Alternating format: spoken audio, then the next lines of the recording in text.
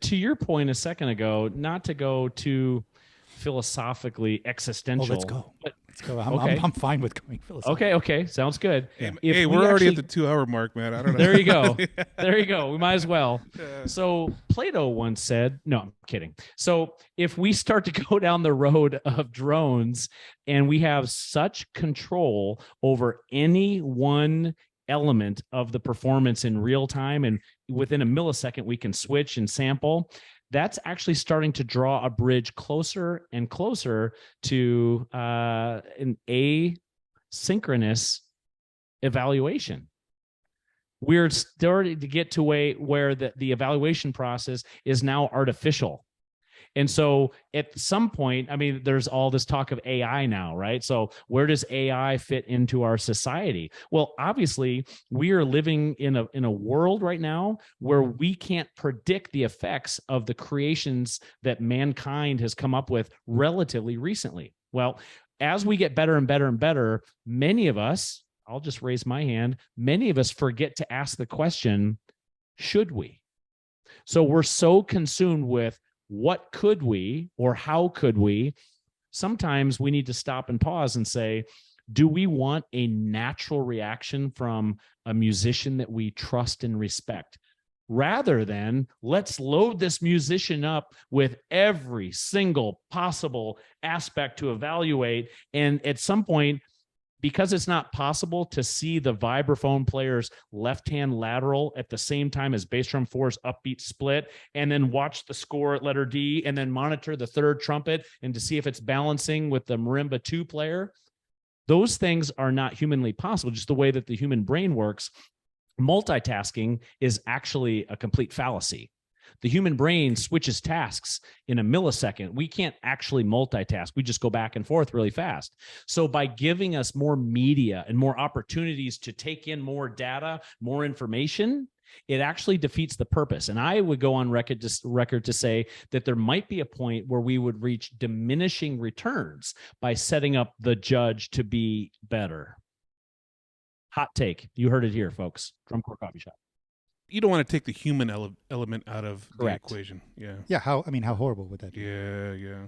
Like the Ex Machina, the movie. Yeah. That's kind of crazy. Because we could do that, right, gentlemen? We could say, all right, Blue Knights, at the end of the night, I want you to upload the recording from your snare line, because obviously we all have a digital recording out in the field. Cool. It gets uploaded, and there is obviously a way digitally to figure out the precision by which your notes are. Okay, cool. So your precision came in at 77%. Now we take in this drum corps. Oh my gosh, their precision was 87%. But now we go down the road of, yeah, but what were they playing? Where were they playing? Was it expressive? And to your point, Rob, now we have literally gone off of the deep end, and now we're literally bean counting in getting away from the human experience of making, creating, and enjoying music, and just trying to be competitively successful. Yeah. No, that makes 100% sense. Absolutely. How is this going to impact you now, coming back to like these eyes, this experience, this decade plus of doing it? Wait, hold on real quick. Before we get into that, one last question on the judging. I have another one too, but go ahead. Okay. So you transitioned from being an instructor to the judge. What was it like the first time as a judge when somebody came in and just went full guns blazing on you over a score? Critique? Yeah. Yeah. Let's hear some critique stories. That's what I'm here for. Yeah. Okay. So you don't have to mention any names. Yeah. Right. Yeah. So I'm happy to report, Rob, that's never happened. Really? Not once. Wow. No, I'm kidding. I'm kidding. Of course it has. For a second. Of course it has. I mean, I'm teasing, but I'm trying to think of any stories that made me uncomfortable, and I could probably narrow it down to one.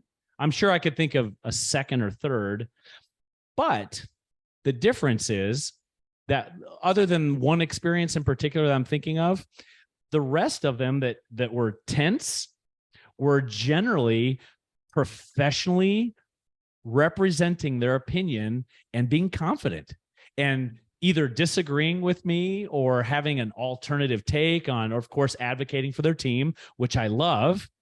The ones that are a little disappointing are the ones where you have, again, not to overgeneralize, but the ones that don't go well that I enjoy. There's like intellectual sparring of like Scott Johnson, Tom Hannum, all these guys come into critique. I'm listening and I either, yep, and I write that down. That's a great point. Or yeah, I respectfully, I disagree because here's what cool.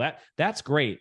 The ones that are frustrating, if I'm being honest, are the critiques where you have, again, overgeneralizing, younger instructors, maybe not even leadership. They're just put in critique because maybe the caption head or the arrangers off they somewhere happen else. to be on tour They happen to be on tour, which is great. I want to interact with as many people as I can, but when they come in and all they want to talk about is the number, and of course, my first question in every critique, outdoor or indoor, is, hey, nice to meet you. What did you think of my commentary? I'd love to go further into it. And they say, well, I haven't listened to it. But this 17.9, and they get incredibly irate because of a number, and they have not listened to either my commentary, or sometimes I often ask this: have you talked to your kids? How was their show? Well, no, but last night we got an 18.2, and how dare...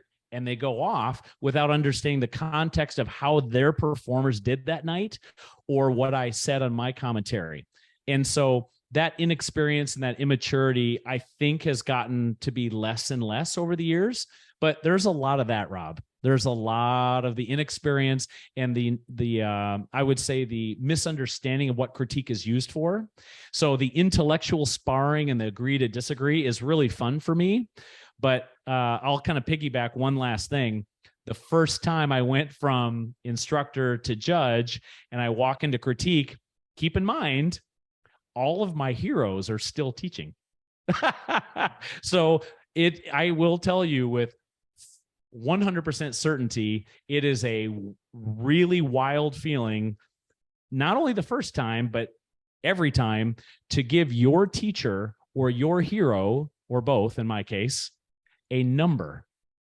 It's really strange, but you have to rise to the occasion, and you put that behind you, and you put your lens on of, I'm a professional in this job. I have the best seat in the house, and I have a price to pay for that. It's compassion, it's impartiality, it's being detailed and critical and enthusiastic, all wrapped into one. So I know you didn't ask me for this perspective, but my favorite part of judging is unequivocally when people say, hey, Jeff, I hate what you said, or I love what you said, whatever, da, da, da. However, every single one of your tapes I put on the drum bus every night. I play your tapes for every performer every time, because whether or not I agree with you on this or that, I know you're doing your best and the kids want to hear your impressions. That to me means everything, because to have a level of trust that they're going to put it in front of their performers, that's always meant the most to me. Yeah, I mean, there's like you had said before, this factors into the burden that you're carrying, right? And how basically that job that you've been asked to do becomes a part of the summer for these kids and for those staffs. Decisions get made, but also emotionally. Right. It has this massive impact on what they go through. Good days, bad days, the grind. We're in the weeds, So, but I think the most we can ask, for is that you consider all that, right? Like, or anybody in your position is that you are aware that of all of those factors, and you take that, responsibility seriously. I have a really I'm going to sound really ignorant right now, but I've always wanted to ask this question. And I will say, I have asked this question both to Jeff Queen and Troy, because they both have done judging. Okay, don't kill me if this sounds too simplistic. In the percussion caption, there's 2 scores, right? The achievement score, I feel like, or achievement or execution. It's achievement. Achievement. Now, I think it's now achievement. I feel like that score, a lot of people can understand and make sense of from the fans' point of view a little bit easier. The other side, the other score, Is it the composition? How does that number? Not only does how do you determine what that number is? Because I feel like that's where a lot of the ignorance lies. That's a lot of the but also this is the crux of my question. The fact that that number starts off at a certain place and goes up and up and up and up and up. And I understand that groups make, changes to their show. They get better at executing it, and that informs how the entire, the composition is sort of received. But there is a, again, from a totally ignorant point of view, there is an argument to be made of like, oh, that number is just like sort of in the ballpark of the rest of the order, the rest of the numbers, and it progresses at a pace through the season that it needs to start here and end there, Tell me about that side of the sheet if you can. Yeah. First of all, that's a very, very fair interpretation of like what you see that number do from June 1st to August 15th. Like, are you just adding that many flam drags every day? Is that why you're getting 2/10 every show? Because if you just think about it purely from a content standpoint, then you're right. If we were literal about that side of the sheet, and I'm going to explain it here in a second. If we were literal about that side of the sheet, then the first show out of the gate, and I'll just pick 3 random drum corps, the Phantom Regiment, the Cadets, and the Blue Stars. Those 3 groups would come out of the gate on June 1st with content scores of 19.7, 19.8, and 19.6. And then their achievement scores all summer would be like 15.6, 16.1, and they would catch up. The content wouldn't really change. Maybe, to your point, George, if anything, because we want to be clean, if we're being literal about it, it would go down. Yeah. So maybe Blue Stars, instead of starting with a 19.9, they end up with a 19.4. You are totally understanding what I'm asking right now, because exactly. Yeah, of course. So from a pure topical understanding of there's the content, how well do they do it? That's exactly what kind of should happen. However, our sheets are not designed like that. So one of the magic concepts, and I've actually given 2 clinics on this in 2 different states in 2023, and I love getting into the weeds and this kind of stuff because not very many people understand this, because it's a hard concept for us to think about as judges, to enforce, and then also to re-articulate to other people. And that is the concept of a dotted line. And the dotted line exists between the 2 pillars of content and achievement. And so while they do stand on their own to a certain degree, they also work through the lens of one another as well. And so what that means is, and I'll just be super facetious for a second. So I go out to the Smithfield drumline. Let's say I'm doing a marching band show, and the Smithfield drumline comes down, and what they're playing on paper, hey, Rob, hey, George, check out what they're playing. And we looked at it, and it was jazz, single, pak, cool. That's a lot of notes. Cool. And I watch it, and it is done so in a way that is so incredibly immature, and there's nothing lining up, and the clarity of intent is low, and the achievement is low. The content cannot be classified and rewarded on a level until it is presented through somewhat of a lens of the achievement caption. And so understanding that they are both autonomous and work through each other is the trickiest, and this is Jeff Ausdemore's opinion, it's the trickiest recipe to really, I would say, understand as you're listening and processing over time throughout a full show. Wow.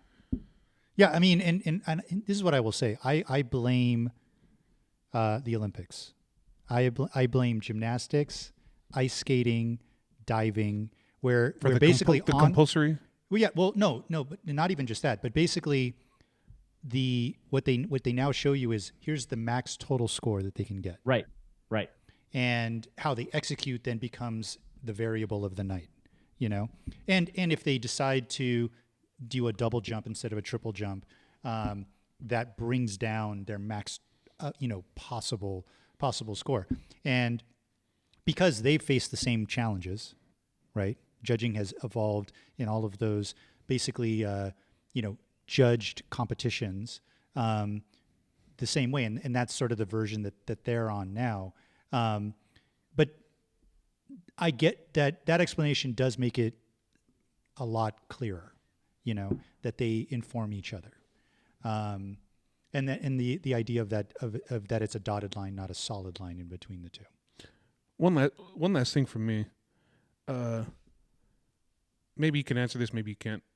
As a judge, has there ever been a time when you've been pleasantly surprised by a group that you didn't think you were going to be pleasantly surprised from, like Yes, a sir. performance? Yes, sir.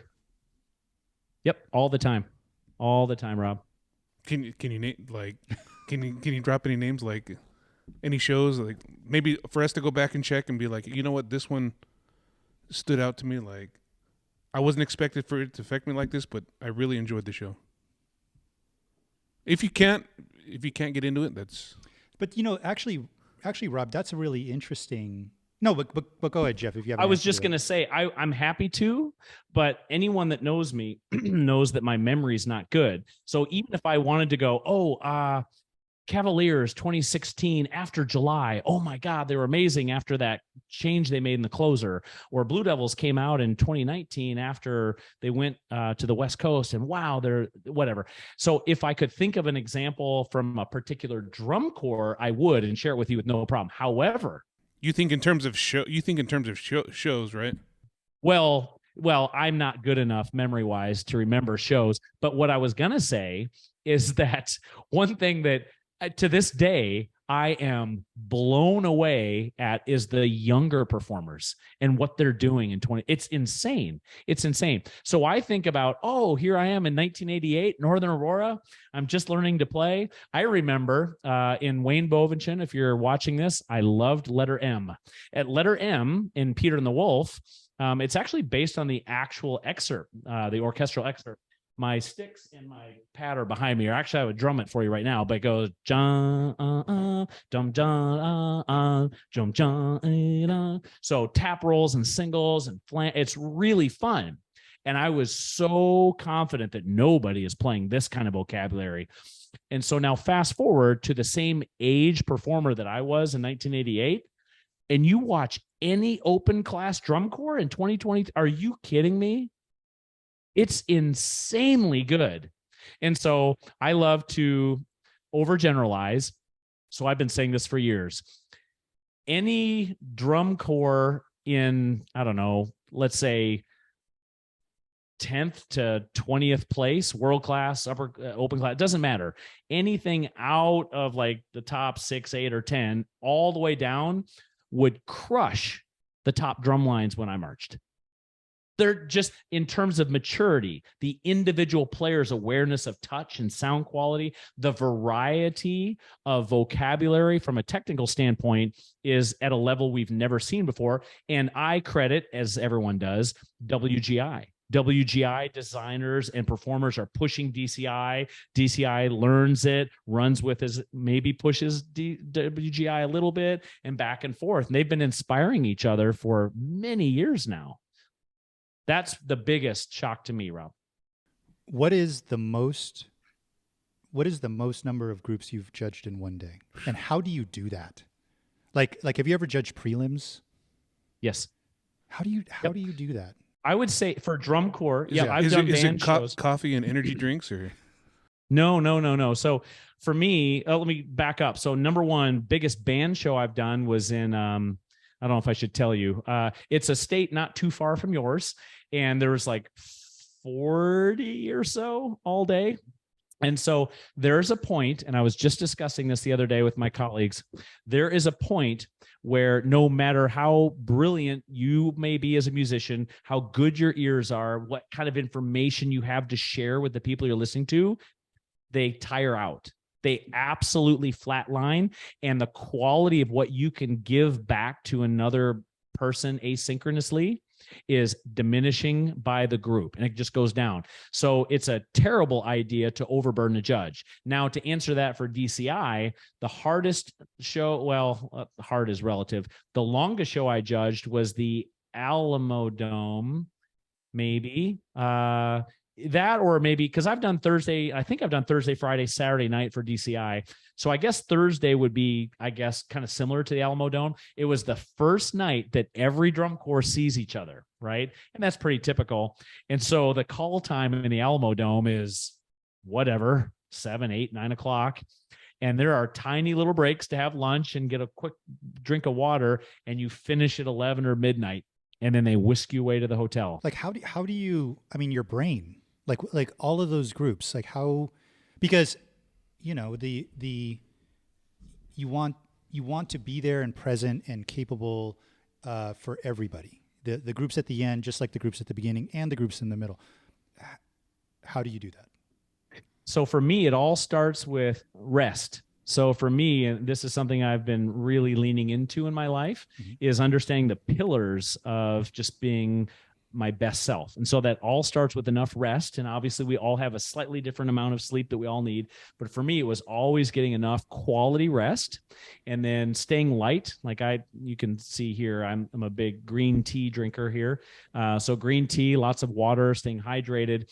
And then I actually have that written on one of my sheets, which is, and I'll paraphrase, which is to be as enthusiastic for the last place group as the first place group, just because I owe that to them. That's why they're paying me. That's why I signed up for this. And so if I can't ever give my best self, then I need to fire myself. I need to step away. And so to answer your question, George, I just do my absolute very best. Awesome. That's awesome. Physically and psychologically. How did the transition go, or how did the conversation go from you transitioning to being a judge back on the, arranger side of things? Was that something hard for you to do to give up being a judge?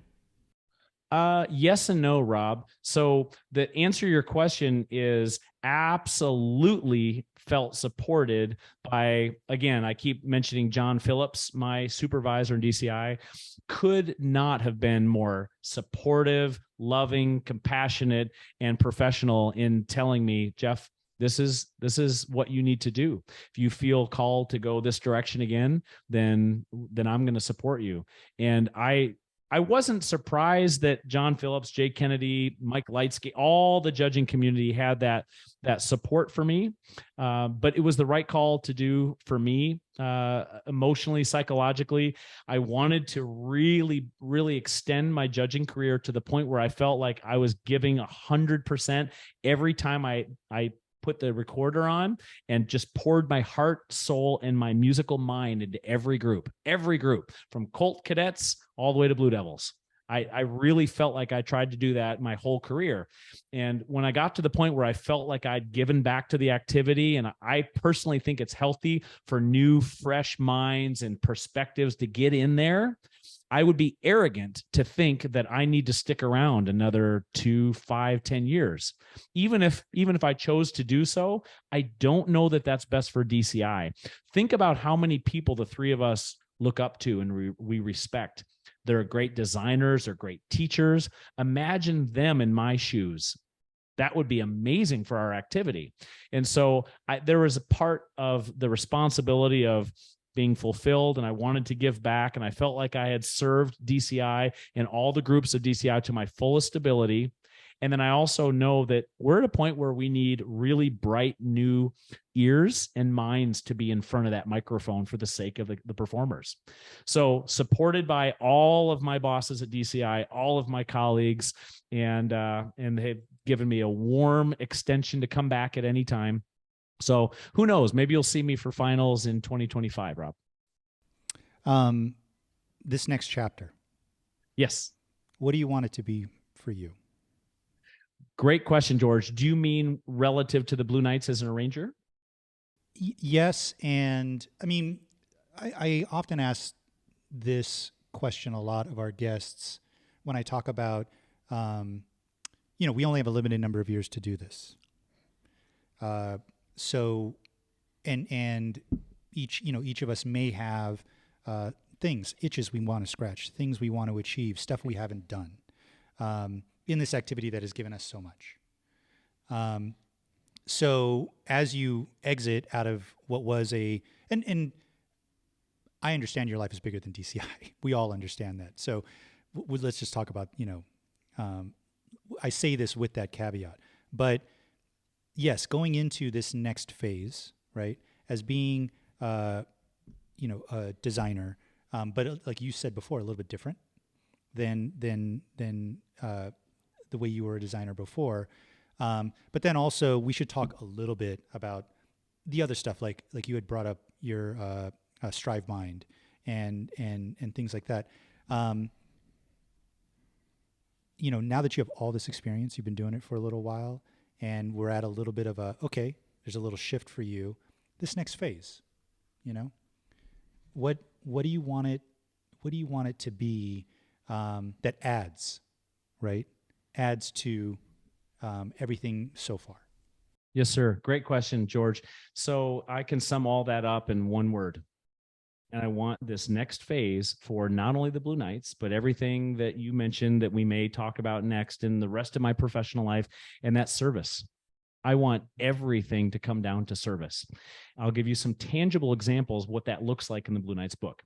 For instance, I've got a few staff members that have already reached out to me, and I'm just learning all these brilliant young minds that teach all over the country. Looking at the Blue Knights staff is looking at a whole, and obviously lots of drum corps are like this now, but for me, it's pretty thrilling to go, hey, let's have a staff call with the Blue Knights staff. And I look at whatever, 10, 15, 20 performers, and they're all over the country, and they've done everything you can imagine. Oh, this many years of Blue Devils and Pulse and Broken City and Crown and Cadet, they're all over. So they have all this experience. I've had several of them already reach out to me and say, can I study arranging with you? Can I figure out your thought process? And so that's not lost on me because I teach that at the university. I love to share. I do. It's a big part of my life. So in creating this book, it is equally important to me in giving the highest quality and creative book to the performers, but to also give the staff an opportunity to feel proud of what they're giving the students, and then maybe to glean a little bit of an insight into my compositional process of like, so I have this part and I'm teaching it and it's really different. I wonder how, and they step into music ensemble and they go, oh, that's what? I don't understand how those fit together, or what was your thought process there? So the service end of me creating the best book I possibly can is about funneling as much information experience to the staff to partner with them, because they're really talented in their own right, and just make sure that they understand what I'm coming up with. And then if they understand, they can tweak it, make it better, whatever. I'm open to that. I think I'm at a point in my life where I just want to serve as many people and share music as possible. And I know that's incredibly cliche, but it's true. There's just something about getting older, and at the risk of sounding immodest, I've done everything that I've always dreamed of doing. I've done everything that I've wanted to do professionally, and now I just want to share as many avenues with those experiences with as many students of my own. I teach about 6 different drum corps representatives in my private studio at Texas A&M Commerce. Troopers, Santa Clara, Cavaliers, Blue Knights. It goes down the line. They're really talented students. And so it's fun for me to try to inspire them to say, I can write for a drum corps. What, Mr. Ausdemore? I'm 18. Well, what's your goal? What's your wish? Well, yeah, that'd be amazing, but I don't know how to get there. Well, that's what we're going to learn. And so that service extends out of the university and into the Blue Knight staff, hopefully. And that's what I'm most excited to do, is serve through my experience and share that with those staff members. I'm going to ask you a really dumb question. Why? Why is that important to you? Well, I'm going to actually use your own words to reinforce this, George. We have a finite amount of hours on this planet. And in the most respectfully positive way that I can couch this, I'm going to share this with you too. We're all dying. Every second that ticks away, we're one moment closer to being done. And so at some point in my life, I've realized that, yes, I want to strive, but as I'm striving, I realize that my life is going to end at some point. And so I really want to choose to be as proactive about sharing whatever gifts I have with the people around me. Imperfect as my gifts are, I just want to serve, because at the end of the day, all we have are relationships with one another. And as we've seen, our society needs this more than ever. We need to focus on each other and community. And nothing is more powerful than building community than a shared passion. Music is one of the best vehicles to really get in that commonality. And so I really lean into music as an incredible vehicle to teach concepts of community and bonding and love. And that's why I choose to serve. That's great. Before we wrap this up, I know you're an entrepreneur. Entrepreneur? I'm kind of fried. Entrepreneur. What kind of businesses do you have? Yes, sir, Rob. So I have 3 companies. One company is not a music company. It's something that my wife and my brother do outside of music, and that's really fun to do. More of a family project, and that's just something that we've grown into. But the 2 music companies that I've put a lot of time into have been Ausdemore Music. And Ausdemore Music is just myself and some folks behind the scenes that help me. And Ausdemore Music is just focused on keeping my life as a composer, an arranger, a clinician, and a judge all separate. So all of that stuff in my life is all organized and funneled through Ausdemore Music. And that's a very, very clear separation of those things. But then Strive Mind is a company that my good friend and business colleague by the name of Mike Garcia started. Phantom Regiment, Sanford winner Mike Garcia, and I started together. And this company has exceeded our wildest dreams. And the short version is that we have several divisions in Strive Mind. One of them is a summer camp, and we put that on for students through the university, Texas A&M Commerce. And so that camp is really fun for students of all ages. We partnered up with Dr. Brian Zader. Dr. Zader is the head of percussion at Texas A&M Commerce and proud Cavalier alumnus. So we have this camp that goes really well. We also have something we started called the PDS, and the PDS stands for the Percussion Director Symposium. We have people from all over this part of the United States that drive up to this, and they attend, and it's a way to find enrichment in what they do as a percussion director. And it's just exploding. So that's really exciting. We bring in experts from health and wellness to financial concepts to physical fitness to obviously pedagogy. And we bring in all these brilliant speakers, then every aspect of the marching arts, the middle school pedagogy and everything.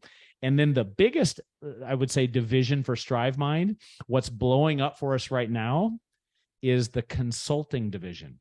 In Texas, it's very common for very strong band programs to have a master educator come visit them once a week, once a month, and they sit in the band hall and they mentor the head band director and they work with the kids and so on and so forth. It's been that way for decades. Well, no one has ever done that in the percussion world. So Mike Garcia and I started this, and so we have many school districts that we have now partnered with, and we've got a half a dozen consultants that we all float throughout the state of Texas and sometimes outside of Texas now, and we mentor young percussion directors. And one thing that I've said my whole life is I love to teach, but I adore teaching teachers. And the pedagogical aspects for me has been incredibly fulfilling. So that's coming back to my why for Second George. That's it. I'm a big believer in trying to keep talented, passionate young music educators in the field, and I try to equip them with tools to do so. And that's why my book is focused on all those things. I just want talented people that want to be in music from getting pushed out because they feel the stress, they feel like they can't make enough money, they feel like they can't keep up with the competitive grass is greener on the other side. We just want to equip them with tools so they stay in as long as possible. That's awesome. great. Yeah, I mean, that's really amazing. What's your book?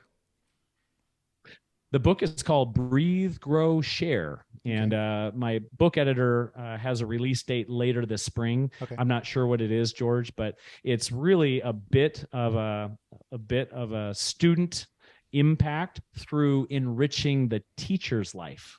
Because we don't put ourselves first very well as teachers. I hear that. Yeah. I hear right? that. Yeah. We've all lived it, Yep. right? And we justify it through the name of, oh, Johnny needed a new pair of sticks. So, it's only $5. So I just bought him a new pair of sticks.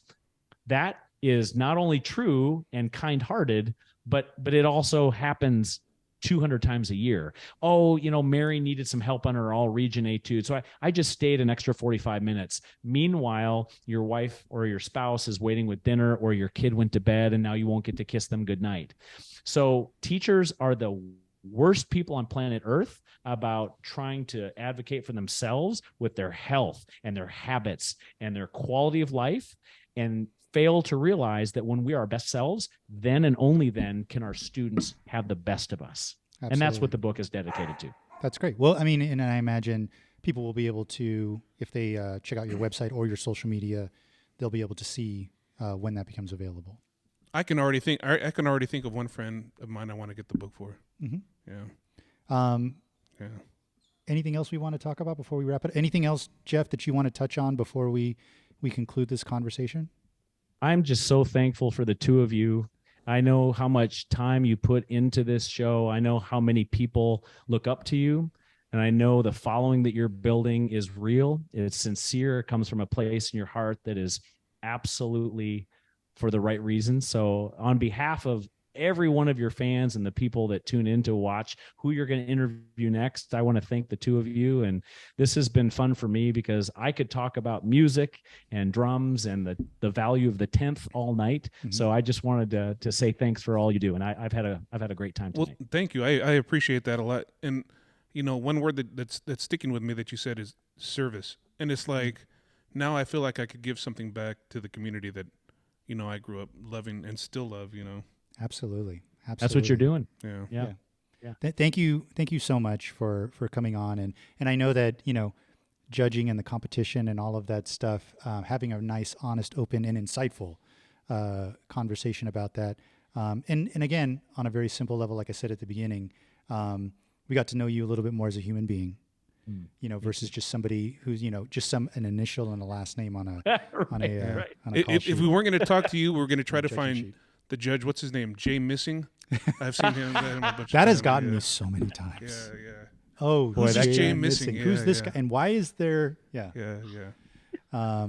But his story's an intriguing. So he's like the Dos Equis, the most interesting judge, the most interesting judge in the world. Yeah, the legend. Right. Jeff, thank you so much. Thank you for all that you do. And let's all continue to do everything we can to make this community better. I'm excited to hear that Blue Knights book now. Oh yeah. Oh, thanks, gentlemen. Thank you. I appreciate it. Thanks for your time. It's been a blast. And with that, everybody, we'll see you next time here in the shop. Thanks, everyone.